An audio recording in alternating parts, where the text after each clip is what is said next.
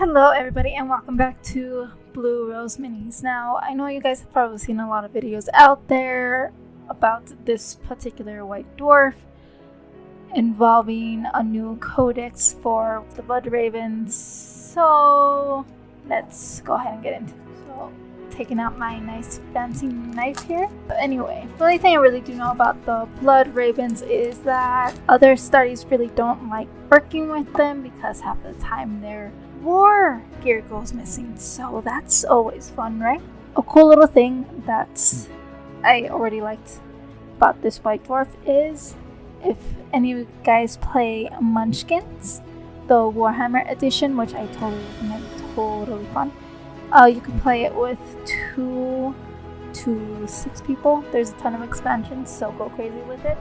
But this particular white dwarf has a card that you can add to the Munchkins Warhammer edition. So I thought that's pretty cool.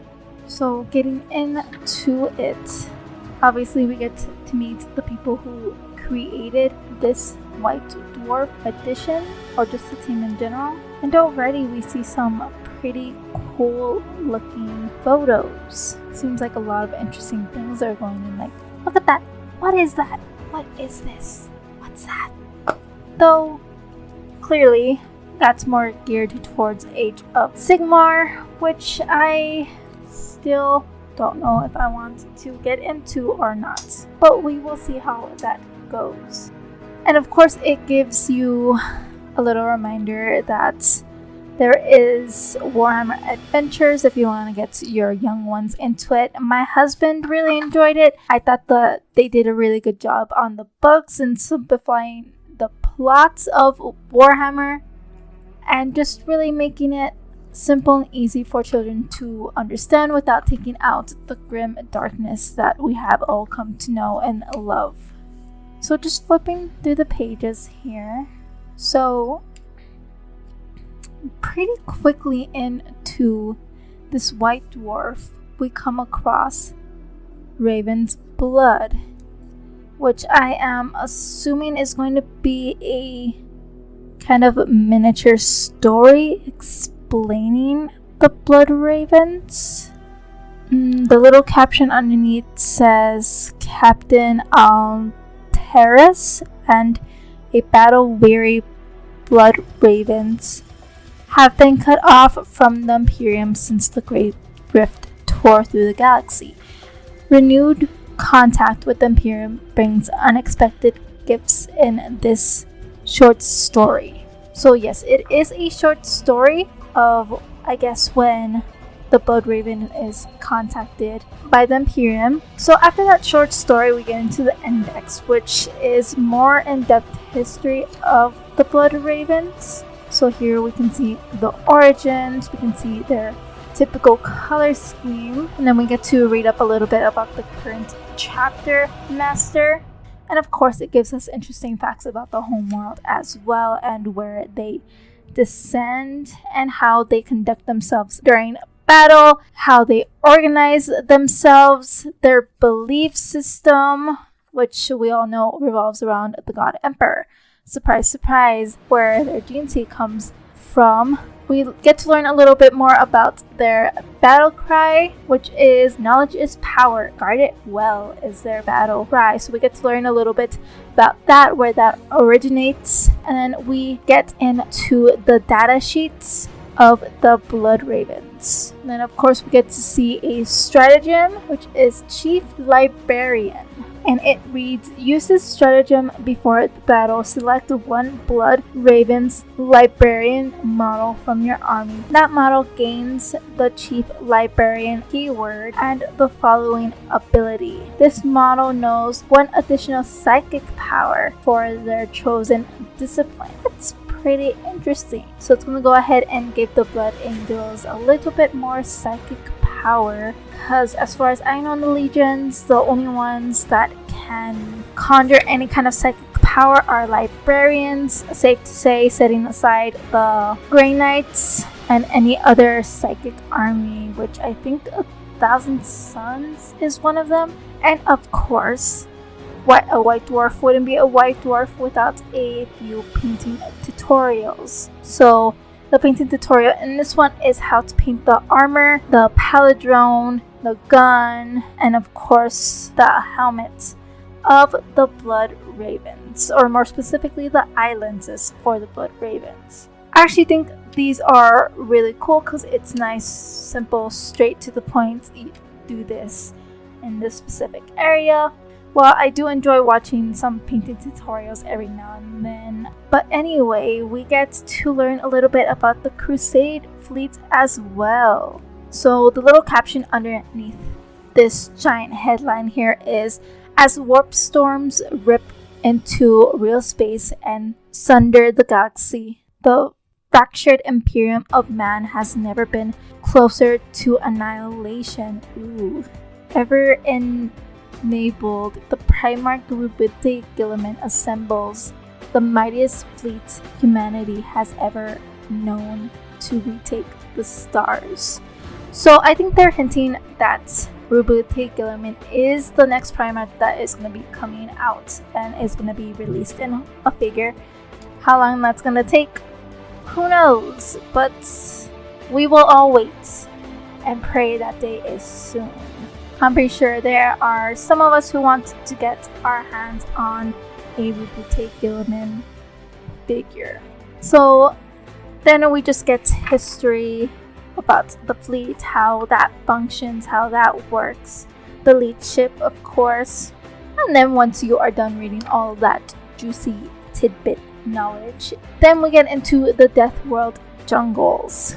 So we get into another war zone, and it's going to give you information and tidbits and how to paint up miniatures from the Deathworlds, which actually, not gonna lie, they look pretty damn badass. Let me take a look at these guys. I mean, they are just stunning. If you guys have already gotten this issue of the White Dwarf, then you guys already know what I'm talking about.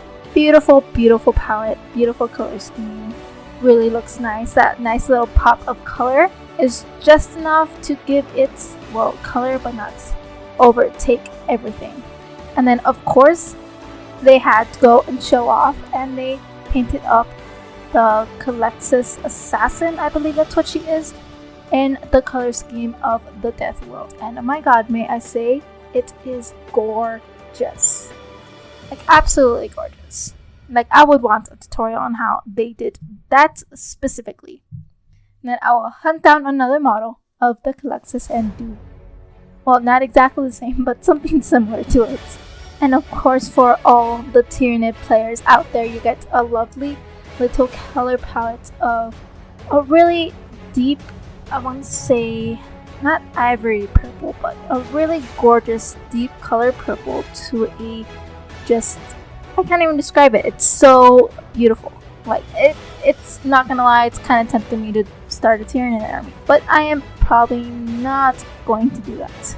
So I would rather stick to the human side rather than the bug side. And again, they are just playing with color on all of these pages, and they are doing it quite beautifully. And it's actually a nice change to see color in the Warhammer universe. You don't really see anything like that except for maybe Children of the Emperor, I think that's what they're called. And then of course we get into the Age of Sigmar portion of it, and they actually do really have a lot of cool models, like the Banshees that I have been painting up for you guys recently. But of course, as I said in those tutorials, I just got the Banshees to practice my spooky figures, because I'm thinking about maybe doing that in one of my armies. Still not entirely sure about that. But yeah, I think I like Age of Sigmar in the way that you kind of get to play with color a little bit more and have a little bit more free range on the color palette, and you don't really have to stick to colors that only go with a certain legion. So I think that is actually really cool that you get to play around with colors so much in Age of Sigmar. And they have dragons, guys. Like, who the heck doesn't want to paint a dragon at this point? I mean, we've resorted to painting Funko Pops. And yes, well, I am gonna paint up a Funko Pop that I got during Warhammer Day. That is irrelevant, guys, irrelevant.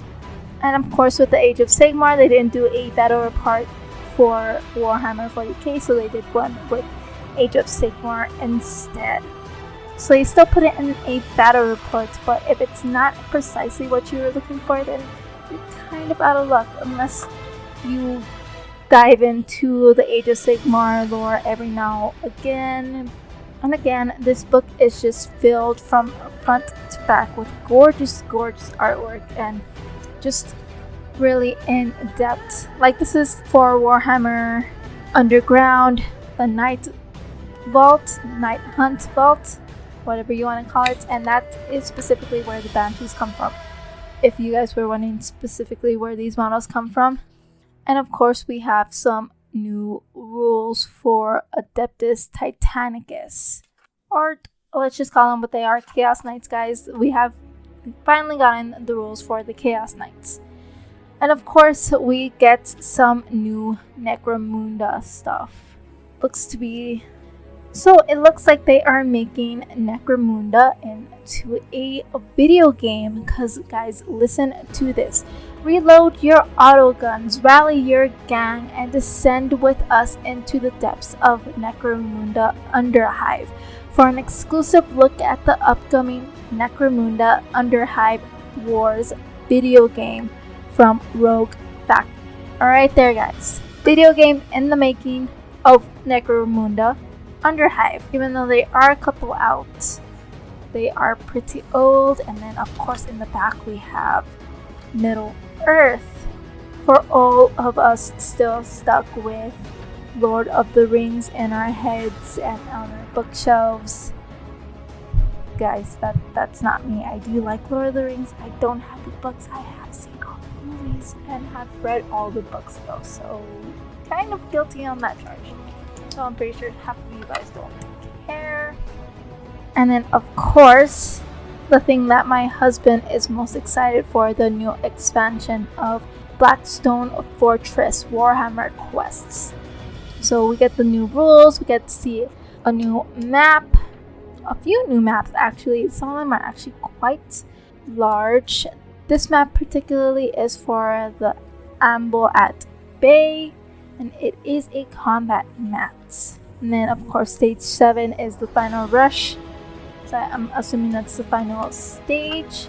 And then of course we can see what the Black Library has been up to since it came out with the Emperor Spears book, which, if you guys haven't seen my video where I rant a little bit about it, I totally recommend. It is specifically because of that book that a lot of Warhammer players are starting Spears of the Emperor books.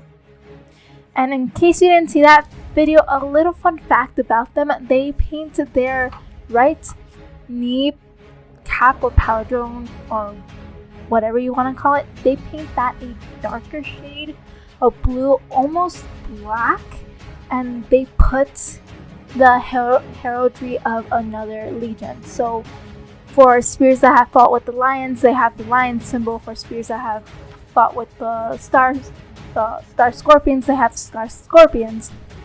And if they're lower in the rank, then they have Alar's Spell and how it appears on the Imperial maps, which I think is actually pretty cool, and a little tidbit that I'm pretty sure not a lot of people out there know. But if you didn't know, now you know. And then of course we get to have a little inside look into the studio where all the magic happens. And there we have it, guys. That is the newest edition of White Dwarf featuring the Blood Ravens. Sorry if I ranted on a little bit. Sorry if I got any information wrong. Hopefully I corrected it the more I talked. But I really do hope that you guys enjoyed today's video. Please like and subscribe, leave all comments down below, and I'll see you guys next time.